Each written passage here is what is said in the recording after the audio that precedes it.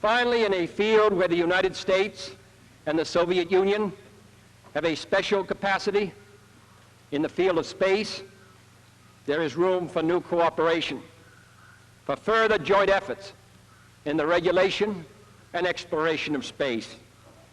I include among these possibilities a joint expedition to the moon. Space offers no problems of sovereignty. By resolution of this assembly, the members of the United Nations have forsworn any claim to territorial rights in outer space or on celestial bodies, and declared that international law and the United Nations Charter will apply. Why, therefore, should man's first flight to the moon be a matter of national competition? Why should the United States and the Soviet Union, in preparing for such expeditions, become involved in immense duplications of research, construction, and expenditure? Surely we should explore whether the scientists and astronauts of our two countries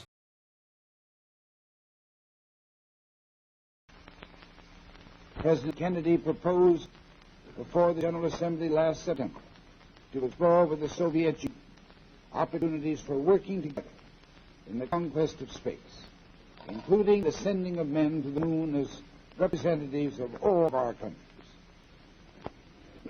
President Johnson has instructed me to reaffirm that offer here today.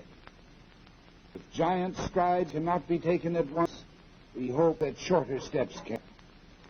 We believe there are areas of work short of integrating the two national programs from which all could benefit. We should explore the opportunities for practical cooperation, beginning with small steps and hopefully leading to larger ones.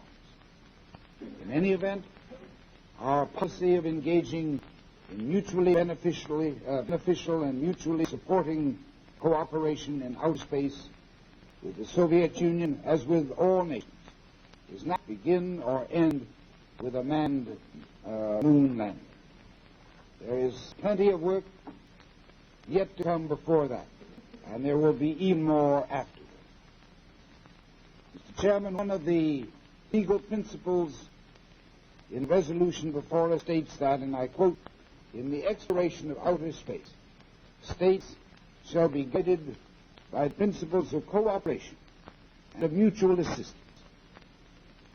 My government is so guided, by preference and by deed.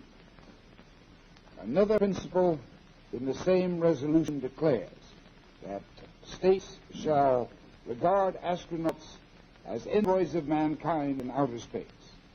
We are prepared so to regard our astronauts and all astronauts.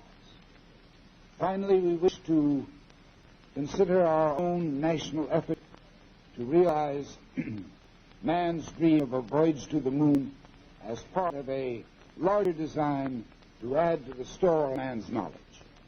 We hope that all nations will take part in this great venture in the same spirit.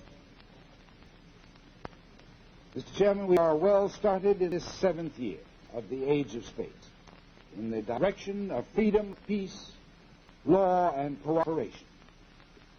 Every relevant pressure here on Earth impels us to stay on that track. If we can acquire the habit of cooperation in outer space, we shall not only learn more about man's relation to his environment, but about man's relation to man. And thus may world statesmanship match achievement with science. Thank you, sir. Direct line between Kremlin and the White House. It was not like now you can pick up the phone and call. They rented pair of wires from Western Union on their cable, so they will not wait for hours until they send their message. President Kennedy offered Khrushchev, let's go together to the moon. Let's send our people together. We'll save some money. So do it. My father told, yes, we can do it. They spoke about this in September 1963. In 2 months, President Kennedy was assassinated. A year later, my father was ousted of power, and everything came back.